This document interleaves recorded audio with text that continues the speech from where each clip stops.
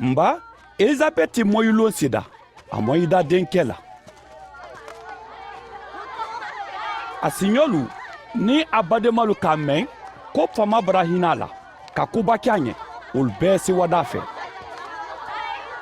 a sɔrɔ tele sen ali bɛɛ nada ka den kɛbaya ali tɛra fɛ k'a tɔla a fa jakariya le la kɔni a n'a kalu jaabi ko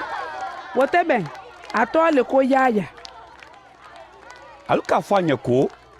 alu badensi tɔ tɛ yaya di o dɔ ali ka tɔmasere kɛ a fa ɲɛ ka ma ɲininka ko a y'a fɛ den ye kiri di a ka sɛbɛnni wala dɔmani do ma ɲininka k'a sɛbɛn o kan ko den tɔ le ko yaya o ka bɛɛ kabakoya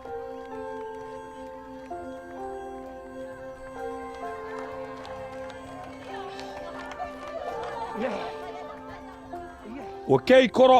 a da la ka da k'a nɛn fulen ka kuma damina ka ala tando o ka alu siɲɔgɔn bɛɛ masilan ko olu bɛɛ tɛrɛla kalila jude kuruma yɔrɔlu bɛɛ dɔ mɛnni ka kibaru o lamɛn olu k'a lamara alu kɔnɔ ko den wo di kɛ mɔɔ su ɲuman di sa baa alu ka fama la baraka ye den kan nba solomin kalankɛ jida jakariya kan a ka alalakoma lase damina k'a fɔ ko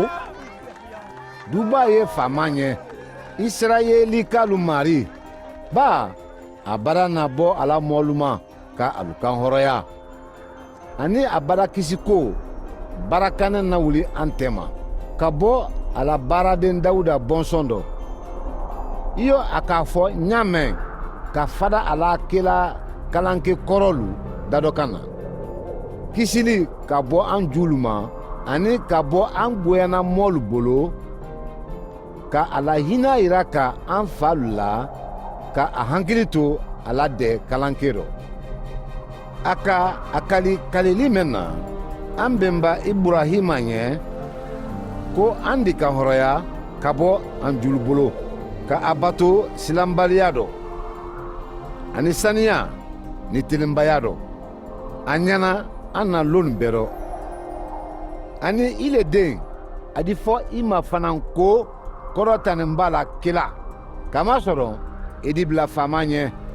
a la sila dɔ bɛn ka kisiko lɔnniya di a la mɔɔlu ma k'a bɛn alu la julumunlu makotoli ma k'a sabu kɛ an mari jusukun na hinɛ di o mɛn sabula tele wulitɔla dina bɔ an ma ka fara sankolo la ka mɛnɛ mɔɔlu kun na mɛnnu sini dibi ni saya dulen na ka an ɲɛ mina ka an nawa hɛrɛ sila kan nba den wo kumaya da ka fanka sɔrɔ sɔlɔ min dɔ a tɛrɛ wula le kɔnɔ fo a lankɛnɛmaya da israɛl jama ɲɛna lo mɛn